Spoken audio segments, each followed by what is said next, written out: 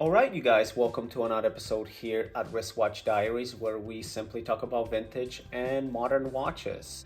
And on today's episode, we are talking Grand Seiko, specifically model sbgp005. It is my own personal watch, it's part of my own personal collection. And I figured that if you are watching this video, you are probably in a market of purchasing this timepiece. This is also a brand that does not get a lot of credit for what it is. And I promise you, the craftsmanship here is absolutely phenomenal. So let's not waste any more time. Let's turn the camera around and show you guys what the philosophy of Japanese watchmaking is truly all about. All right, you guys, let's have a look at this beautiful booklet. So what I have here in front of me, it's something that was actually given to me at the Grand Seiko boutique. And it's just a little tiny booklet that kind of takes you through the history, the functionality, but also the craftsmanship of their particular models. Here, as obviously you see, it shows how this spring drive movement operates, which if you don't know much about the spring drive movements, it's pretty fascinating technology in today's era. And as you guys see, they really go in depth talking about the manufacturing, the Zeratsu polishing, and the test of time. They pretty much try to cover everything as much as they can, and a little thin booklet like this. And this is something you can pick up from any authorized Grand Seiko boutique absolutely free of charge if you're trying to familiarize yourself with the brand. So let's put this to the side. Let's not focus too much about this. And let's bring out the star of the show, because this truly is a remarkable watch, I promise you guys. As you guys see, blue is kind of the staple color of Grand Seiko. So why don't we lift this off and see what's underneath here. Now right away you are greeted with this kind of rice feeling paper where it helps you lift the pouch of the actual watch and put it to the side. We'll get back to the watch in a minute. I just kind of want to show you guys what else comes inside of the box. So now that we have the cover off, let's go ahead and see what else is left inside this box. So in here you can see you have a couple tags. I believe one of them contains the serial number, which I'm going to cover just for security purposes. Put that to the side. Another serial number, or I should say a barcode, that actually is attached to the watch, and it shows you the model on the other side. Also has the full retail price tag of this particular model. So if you are interested, this is actually how much it costs if you wanted to buy this watch brand new from the authorized Grand Seiko boutique. So $3,200, and I don't mean to say that in a way that $3,200 for a watch is not a lot. It's just simply for what you're getting in this watch. I do not think that this watch is expensive compared to the competitors out there. Now let's have a look at this. This is probably the warranty card. This little circle you see right here, actually this is a sticker that came out of the sapphire crystal. And inside here we have the operating instructions, the warranty card.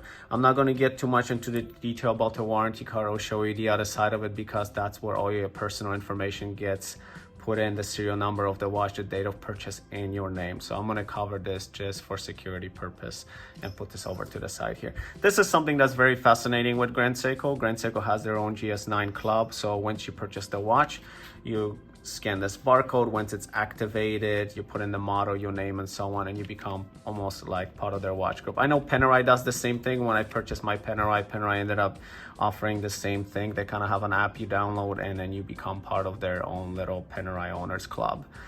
Inside here, I believe, let's have a look, it's the warranty information and details. So if you have any discrepancies with the watch, kind of gives you the step instructions of how to go about claiming the warranty on it.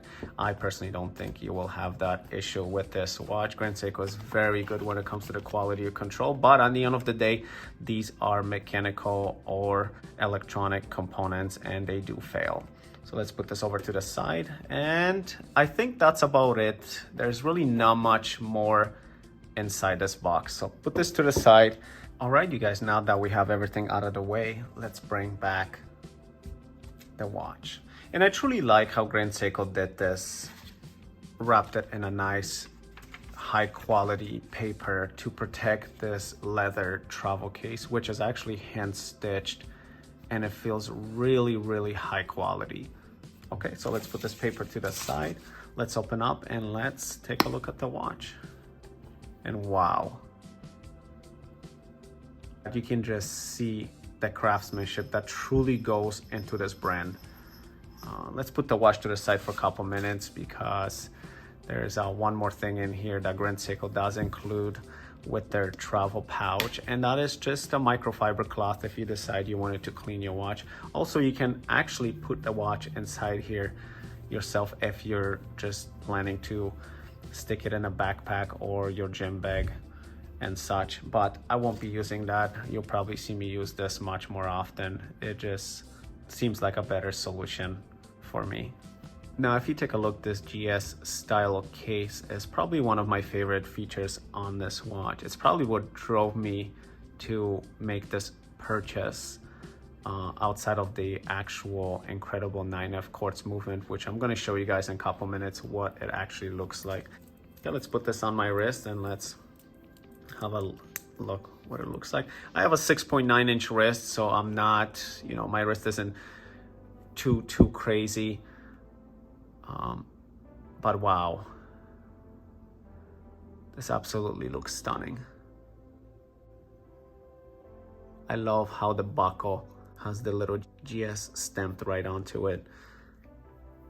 Once again, I don't know if you guys are getting a good look at this blue dial here, but it's absolutely stunning. All right, you guys, so let's put the watch to a side. I want to show you guys what's actually inside of this particular timepiece.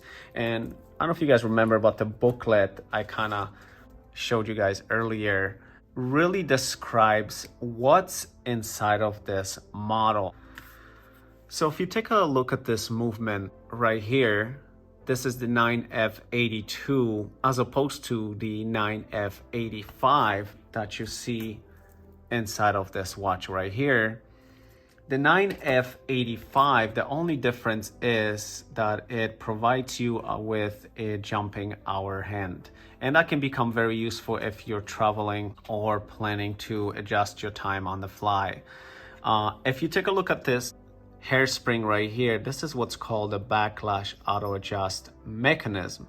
And what this simply does is, if you look at a traditional quartz watch, the second hand actually ticks, but it has a little backlash to it, as opposed to the Grand Seiko, where the hairspring becomes into play, is prevents that from happening. So when you take a look at the second hand, all it does is has a steady move forward. And as a matter of fact, slow motion, it actually has 2 ticks in between. So you see this. You probably won't be able to see it, that 2 ticks, but if you take a look at the second hand, you can tell how precise each and every tick is. Now, back to the 9F quartz movement. The quartz crystals are also grown in-house before they actually are sourced and picked through for the highest quality and precision, and then put into the 9F quartz movement.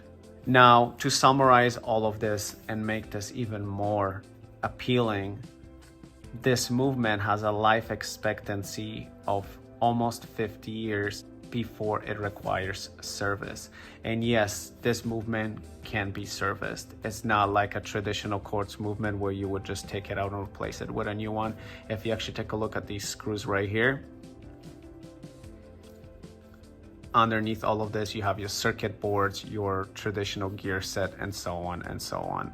The 9F quartz movement also offers an accuracy of plus and minus 10 seconds per year.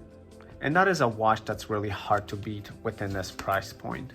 Now you see why the price tag slowly starts creeping up with the incredible historical case design, the Zeratsu polishing, and the great finishing.